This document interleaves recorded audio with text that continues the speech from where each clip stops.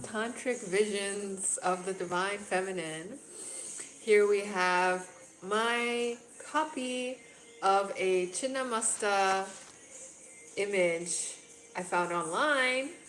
And the cool thing nowadays is that you can actually use AI to render it in certain ways, and it would actually improve, at least from my experience, the aesthetics of the drawing. Anyways, here we continue from a different section. We can get a good idea of how the Mahavidyas are worshipped according to tantric principles and rites from a brief description as described in the Purana, a 14th century text devoted to the goddess in the form of Kali, Kalika Purana. The text does not describe tantric worship of the Mahavidyas per se. It provides a detailed outline of the stages of tantric worship, which can be adapted to any given deity. The ritual may be done almost anywhere, although the text does recommend certain sites such as a mountaintop or cave, and says that the ritual is more potent if done at a place sacred to whichever form of the goddess is being worshipped. The ritual may be performed at any time and does not require a priest. It is done by an individual by and for themselves. A physical image of the goddess is not necessary. The ritual probably takes no longer than an hour and could be done in abbreviated form in considerably less time. The Purana describes a continuous set of actions, but we can think of the ceremony as having 4 parts: preparation, meditation, worship of the goddess, and concluding rites. The opening rites aim primarily at purification of the adept and the delimitation of an appropriate place within which to perform the ceremony. The adept bathes, sips water, signifying internal purification, and asks the goddess to rid their mind of any impurities. They also recite certain mantras at this point to expel potentially harmful spirits. So for Chinnamasta, it is at least one of them would be Om Chinnamastaye Namo Namaha. And then the bead mantra is something with Hom Pet Pet, and is related to the Vajrayogini mantra that we are also familiar with. The adept next purifies the place of worship by sprinkling water on the ground. They carefully inspect the items to be used in the ritual to ensure that they are not blemished. Flowers to be offered, for example, should be free from insects. Items are also purified by means of mantras and water. The adept then draws a yantra, a schematic diagram representing the particular goddess to be worshipped. In the case of the Mahavidyas, each has her distinctive yantra or mandala. In the second phase of the ceremony, the adept performs a series of acts that are primarily mental to further purify themselves. In general, this part of the rite aims at the adept's symbolic death and dissolution.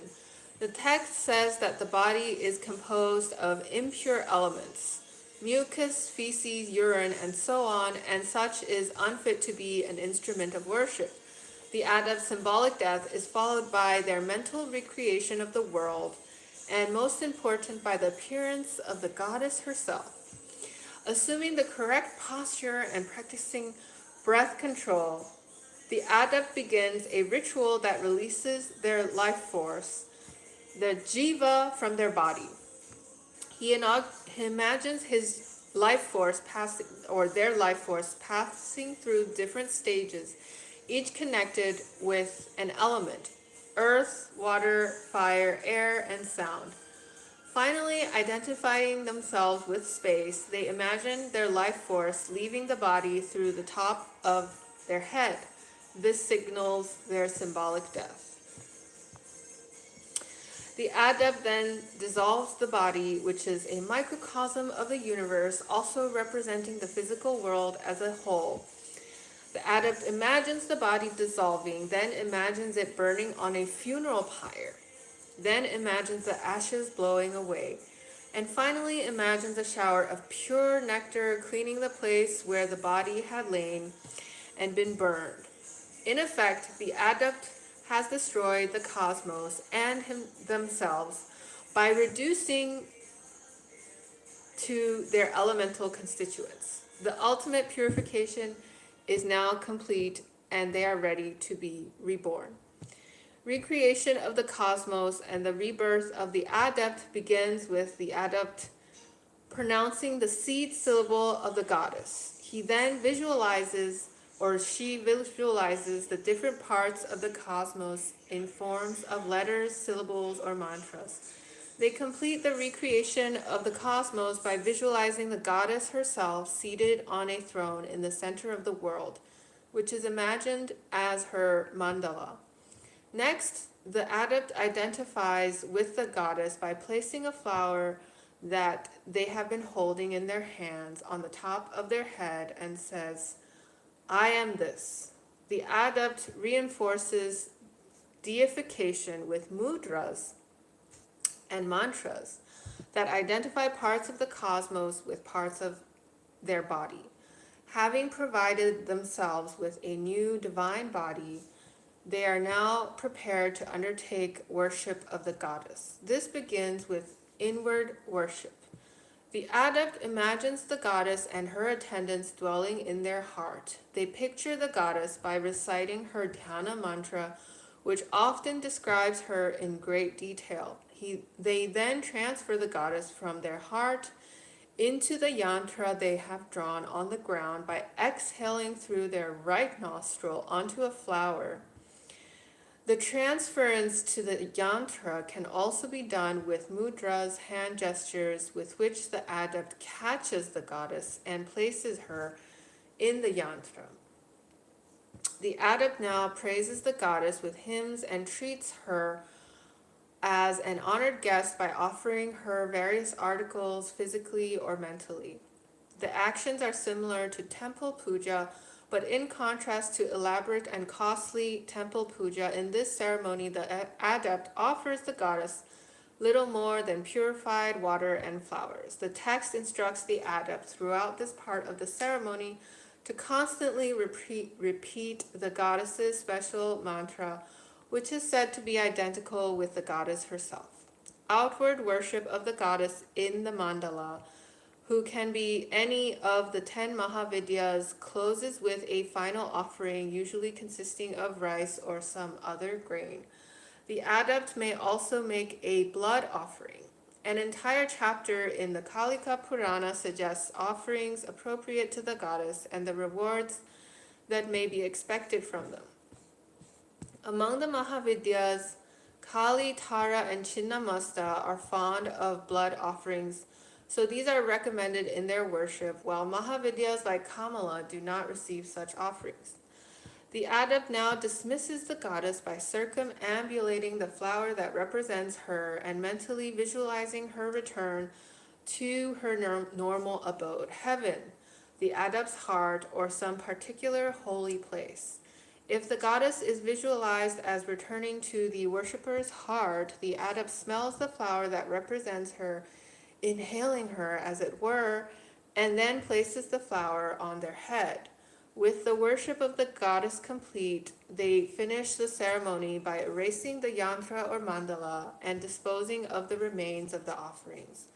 The remains are considered potent and dangerous and must be handled with great care. Fierce goddesses are associated with these leftovers and must be propitiated before the ceremony is complete. The puja is a ritual through which the worshipper is deified. After ritually undertaking one's own death and dissolution, one recreates the entire world and oneself. In this act of recreation, the goddess is identified with the worshipper. The two are declared one. In this sense, the puja is worship of one's own inner sacred essence as well as of a superior divine being. Or perhaps one could say in puja, which is essentially tantric in nature, one reveres one's highest or most essential nature, which is identified with the goddess. It is the likely setting for the worship of the Mahavidyas. The emphasis is upon individual meditation and identification. Unlike temple worship, the goal is to inwardly realize the presence of the goddess in the aspirant. Although this puja perceives the goddess in question to be both a superior being who exists outside the sadhaka and an inward dimension or aspect of the worshipper, the emphasis, particularly in comparison to temple worship, is on the latter. So, on the inward dimension. The Mahavidyas are also worshipped in a format known as the left-handed path in Tantrism. This type of worship is characterized by the ritual of the 5 forbidden things. According to the Tantras, it is reserved for the few of the heroic nature who are capable of undertaking it without harming themselves in the process. The sadhaka must partake of 5 things, and we will continue that in another live. Thank you so much. Om Hom Chinnamastaye Namo Namaha. Here's a flower.